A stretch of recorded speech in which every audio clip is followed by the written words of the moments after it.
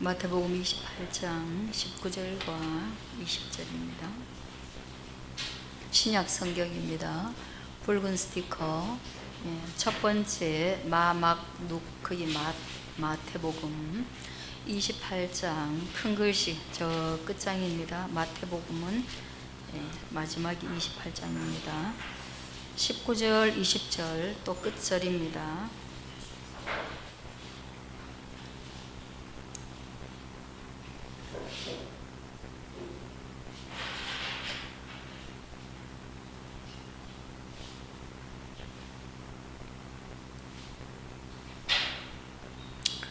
같이 읽도록 하겠습니다. 시작. 그러므로 너희는 가서 모든 민족을 제자로 삼아 아버지와 아들과 성령의 이름으로 세례를 베풀고 내가 너희에게 분부한 모든 것을 가르쳐 지키게 하라. 볼지어다 내가 세상 끝날까지 너희와 항상 함께 있으리라 하시니라. 아멘. 또 한 주간 여러분들이 기도를 많이 해주셔서 저희 모든 일정을 또 잘 마치고 돌아왔고요.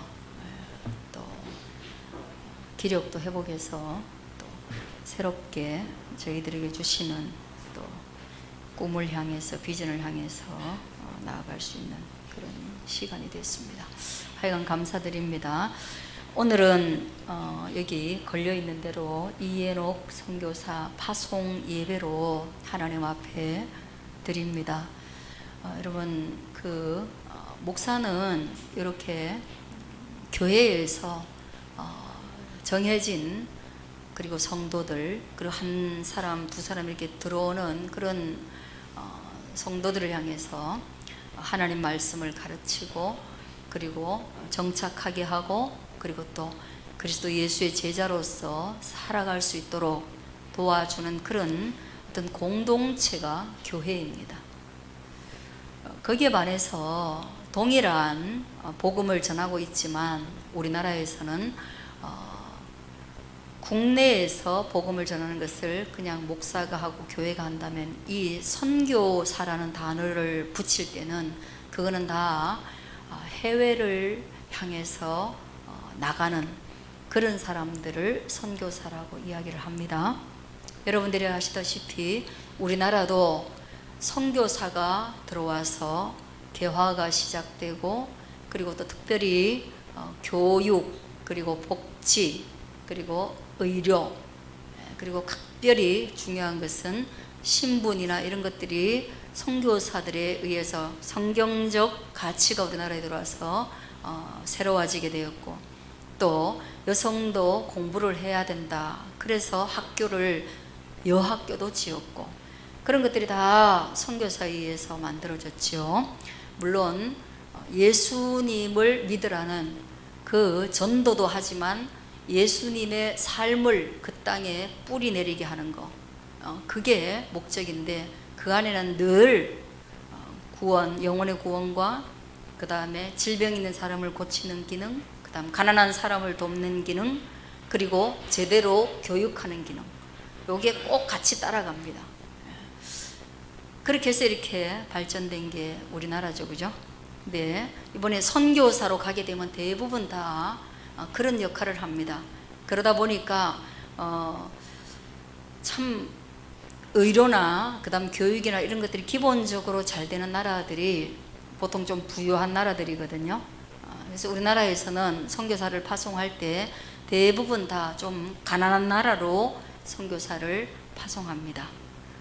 그래서 소위 말하는 세계 지도상의 10-40창이라고 말하는 그 가난한 지금 전쟁 중에 있는 그 나라들, 그죠?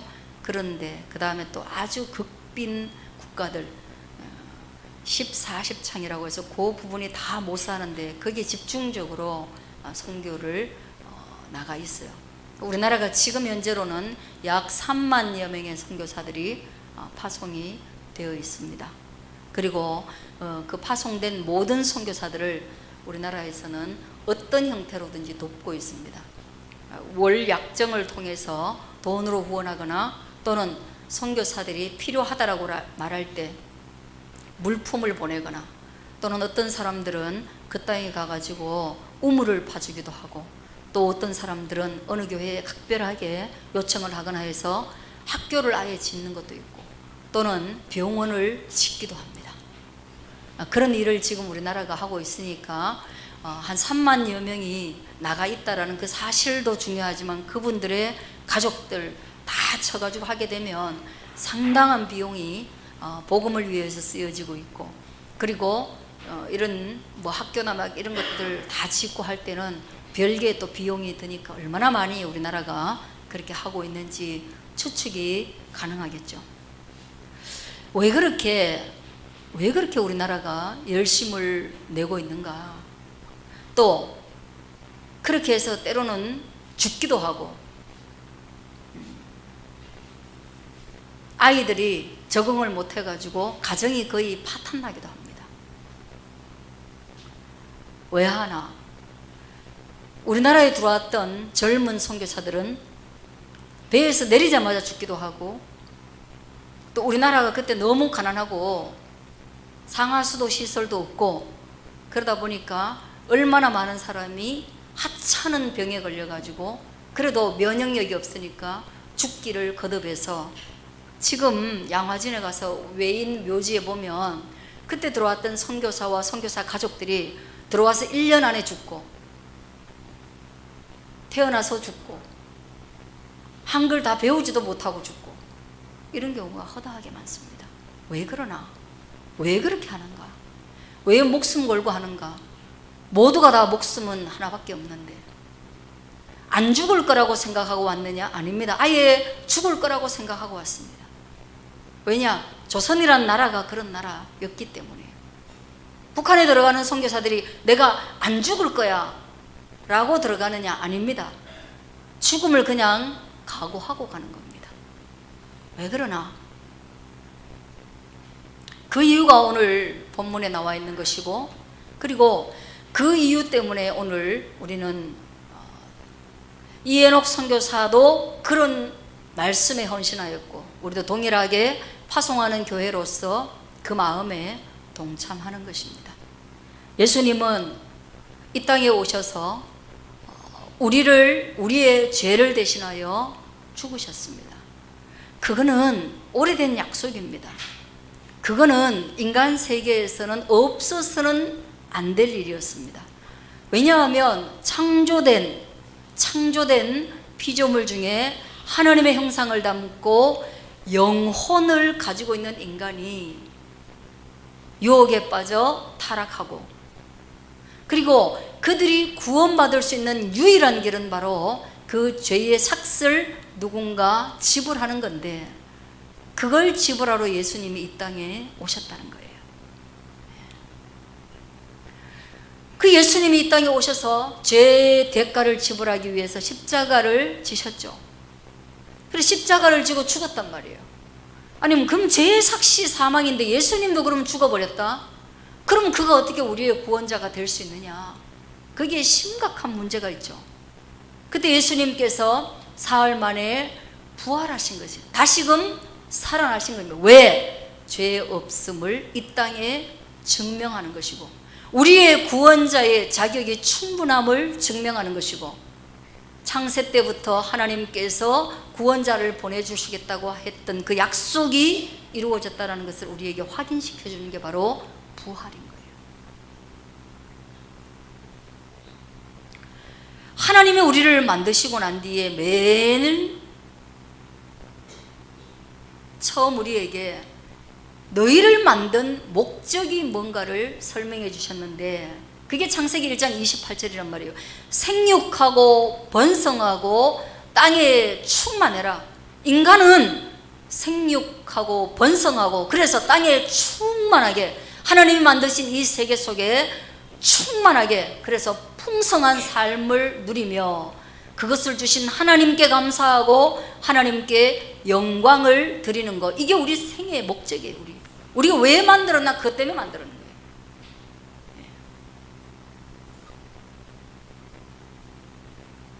하나님께 영광 돌리는 게, 아니 잘 먹고 잘 사는 게 목적 아니야? 아니요. 하나님께 영광 돌리는 게 목적이래요. 편하게 사는 게 목적이 아니란 말이에요. 그 하나님께 영광 돌리는 게 뭐지? 추상적이란 말이죠. 근데 여러분, 저도 추상적이지 않다고 생각했었는데 이번에 조금 더 현실적으로 깨닫게 된 것은 그겁니다. 내가 잘 살게 되고 내가 반듯하게 살고 그렇게 되면 제일 좋아할 분이 누구냐? 내가 잘 되는 걸 제일 좋아할 사람이 누구냐? 내가 생육하고 내가 번성하고 내가 땅에 충만하면 누가 제일 기뻐할까? 그를 생각해 보니 그는 부모님이란 말이에요. 그 자녀는 부모님의 자랑이 되는 그게 바로 부모에게 영광 돌리는, 그게 인간 세상에서는 효라는 단어로 유교에서는 만들어져 있단 말이에요. 근데 아버지가 딱 이제, 어머니는 뭐 일찍 가셨고 아버지가 딱 안 계시니까 내가 이제 잘 살면 누구에게 자랑하지? 내가 이렇게 살았다고 누구에게 말하지? 그게 없는 거예요. 내가 친구한테 말하면 잘됐다 하고 속으로는 자랑한다고 별로 안 좋아할 텐데, 형제들에게도 말하면 그러면은 네 잘됐으면 나누자 할 텐데, 부모님께 그걸 얘기하면요, 내가 생육했습니다 아버지, 그게 학업이든지 내 일이든지 교회든지 뭐든지 내가 건강이든지 내가 생육했습니다 그리고 번성했습니다 하고 말할 때 그 영광을 아버지께 돌릴 때 아버지는 어떻게 합니까? 그거 나 나눠주라, 너 잘 됐으니까. 그런 아버지는 없어요. 야, 네 잘 됐으니까 야 세금 바쳐라, 아버지가 그렇지는 않습니다. 그럼 아버지는 어떻게 합니까? 항상 그렇게 말할 때 그래도 조심해라, 건강을 주의해라, 쉬면서 해라. 그래서 정말 영광을 돌릴 수 있고 정말 자랑을 드릴 수 있는 것은 그럼 살아있어서는 부모님인 거예요. 그런데 생육하고 번성하고 땅에 충만하고 땅을 다스리라고 할 때 그걸 잘 해내는 게 바로 하나님께 영광 돌리는 것이고, 그리고 하나님 제가 이걸 했습니다라고 할 때 그걸 하나님이 자랑으로 여기지 아니하시고 잘했다고 칭찬해 주시는 거라 이 말이에요. 그게 우리 삶의 목적이에요. 저는 여러분이 그것을 깨달을 수 있게 되어지길 바랍니다. 그런데 그 목적을 예수님이 오셔서는 다른 말로 표현을 해준 거예요. 모든 표현이 우리가 다를 수 있거든요. 예수님은 우리를 위해서 십자가에 죽으시고 부활하시고 그리고 다시금 하늘로 올라가시면서 우리에게 새로운 인생의 목적을 알려주셨는데 그게 바로 오늘 본문의 말씀이에요. 너희는 가서, 어딘가 가라는 거예요. 가서, 너희는 가서. 그래서 한국 땅에 온 거예요. 지도상에 한국은 보이지도 않아요. 그런데 온 거예요. 왜? 그들이 미국에 앉아있는 선교사들이, 영국에 있던 선교사들이 이 말씀을 들은 거예요. 너희는 가서. 그랬을 때 그들의 마음속에 나는 조선을 가야 되겠다는 그 마음을 하나님이 함께 주신 거예요. 에녹에게는 하나님이 이 로고스 배를 타고 전 세계를 가라고 명령하신 거죠. 가라. 어디로 가야 되냐 말이죠. 어디로 가야 되냐. 모든 민족에게로 가라. 오늘 말씀이에요. 너희는 가서 모든 민족을 제자로 삼아. 모든 민족을 향해서 나가라는 거예요. 우리나라만큼 한 민족이 사는 이런 곳은 없죠. 그래서 우리나라는 사실상 가야만 다른 민족을 만납니다. 중국만 해도 안 가도 만나요. 미국만 해도 안 가도 만나요. 안 가도 만나는 나라들이 정말 많아요. 필리핀도 그렇고 막 말도 많고, 이게 언어가 한 나라에 다양한 언어가 있고.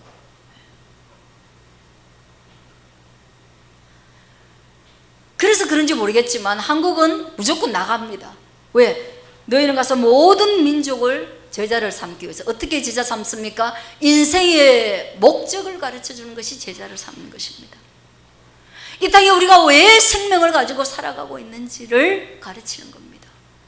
인간은 죄인됨을 말하는 것입니다.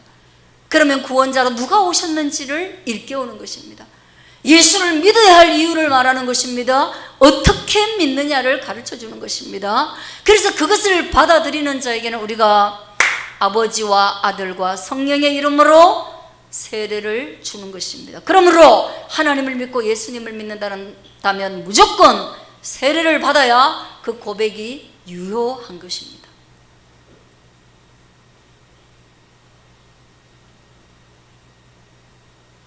사랑하는데 결혼은 안 해. 이거는 잘못된 가치관이에요. 사랑이라는 것에 결실이 없는 가치관이에요. 가치가 있어야 됩니다.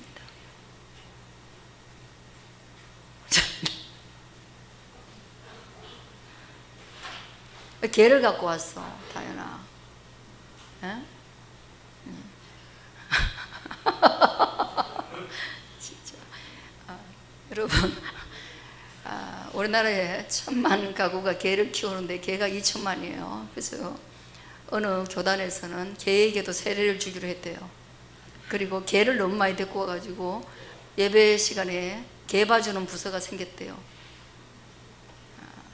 참 그걸 내가 듣고 너무 웃었는데 우리 다현이가 데리고 왔네. 실감이 납니다. 자, 그렇게 해서 왜 사는지, 우리가 무엇을 해야 되는지, 그래서 세례를 받고 내가 하나님의 제자로서 세례를 받으면서 내가 당신의 제자로서 하나님을 아버지라 부르며 살아가겠다. 그리고 이제 나는 나의 가문과 내 아버지의 가문과 내 형제의 가문에 생육하고 번성을 위해서 사는 것이 아니라 하나님 나라의 생육과 번성을 위해서 목적이 다른 삶을 살겠다라고 받는 것이 바로 세례인 것입니다. 믿으시길 바랍니다. 그러면 여러분, 세례를 받는다는 것은 이제 새로운 꿈과 새로운 비전, 나는 목적이 다른 삶을 살겠다는 거예요. 그냥 이 땅에 있는 모든 사람의 목적은 내가 잘 되는 것이요, 그 다음에는 내 가족이 잘 되는 것이요, 그 다음에는 내 가문이 잘 되는 것이요, 그 다음에는 내 사회가 잘 되는 것이요, 그 다음에는 내 국가가 잘 되는 거. 이게 끝이에요. 그 다음에 더 크게 꿈꾸는 사람은 세계가 잘 되는 것이겠죠. 그래서 세례를 받는 사람은 예수 그리스도의 제자로서 하나님의 영광, 아버지와 아들과 성령의 이름을 위해서 생육하고 번성하고 충만하고 가서 모든 민족으로 제자를 삼아서 말씀의 나라를 이루어가는 그 새로운 목적으로 살겠습니다. 목적이 다른 삶을 살도록 하는 것. 그리고 예배가 없던 곳에 예배가 있게 하는 것. 하나님의 이름을 부르지 않고 조상신의 이름을 부르던 곳에 하나님을 부르는 것. 집을 일구기 위해서 죽음도 마다하지 않는 곳에 그리스도를 위하여 죽게 하는 것.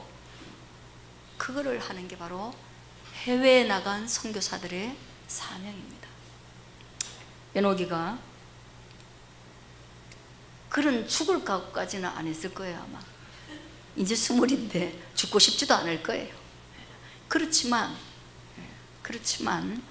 원래 의도가 그렇다. 그래서 가끔 생각하셔야 돼요. 이 배가 뒤집혀서 죽을 수도 있겠구나. 갑자기 해적을 만나서 내게 파편을 총을 맞을 수도 있겠구나. 우리 동료 선교사님은 입에 타고 다니다가 그렇게 총을 안 맞았어. 옆 사람이 맞았대요. 근데도 트라우마가 생겨갖고 무슨 소리만 나면 질겁을 했는데 그랬단 말이죠. 생각을 해야 돼요. 그러면 이제 무섭다는 거죠. 그래서 예수님께서 마지막에 이 약속을 하십니다. 한번 따라하겠습니다. 내가 세상 끝날까지 너희와 항상 함께 있으리라. 예, 세상이 끝날 때까지 하나님이 올라가시면서 우리와 항상 함께 있겠다라고 말씀하신 거예요. 아시겠어요? 아시겠어요? 우리 아버지는 50몇 년만 나랑 함께 있었단 말이죠. 물론 세상 끝날까지 함께 있겠다고 약속도 안 했단 말이죠. 그러나 함께 있고 싶지만 함께 있을 수 없잖아요. 어떤 사람은 더 빨리 헤어진단 말이죠. 그죠? 그러니까 하나님은 우리를 세상 끝날 때까지 항상 함께 있을 것이다라고 말씀하시는 거예요.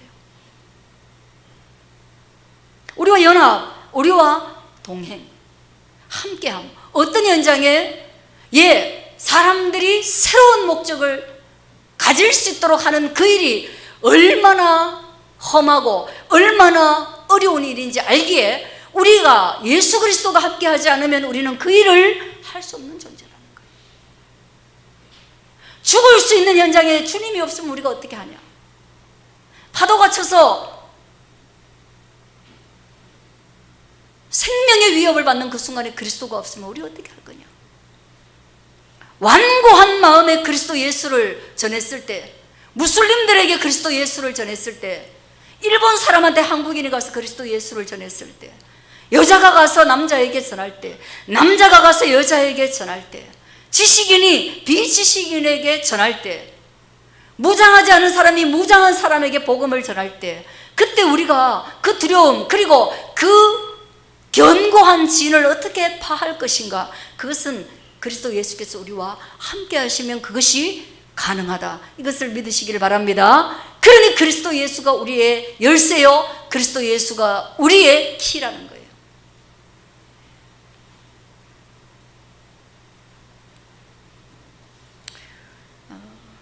아버지가 급작하게 가셨기 때문에 우리는 아버지가 가시고 난 뒤에 우리 아버지 재산에 대해서 보물 찾기가 시작됐습니다. 뭐 하나라도 있을 텐데, 그죠? 그거 또 안 찾을 수는 없잖아, 그죠? 그 보물이 내게 발견되기를 바라면서, 내가 발견하면 그냥 내 주머니에 넣을까도 생각해 보면서 찾았죠. 근데 통장은 우리 큰언니한테 발견이 됐어요. 어른들은 대체로 통장을 안방에 내비두지 않고 그거를 숨긴다는 게 보통 다 냉장고에 둔대요. 이제야 안 사실이에요. 냉장고에. 소영쌤도 가서 찾아보세요. 안방에 두면 금방 발각되니까 냉장고에 둔대요. 우리 아버지도 냉장고에 둬가지고, 시골에 있는 은행은 농협하고 우체국밖에 없으니까. 그래서 통장에 돈이 4월 달에 찍힌 걸 보니까 그 뒤로는 계속 편찮으셨으니까 그 돈이 있겠다 싶었는데, 그래 저희 이제 다 비용을 정산하니까 2,700, 800만 원을 썼어요. 우리 아버지 통장에 2,900만 원이 있었어요. 금액이 좀 눈물겹죠, 그죠?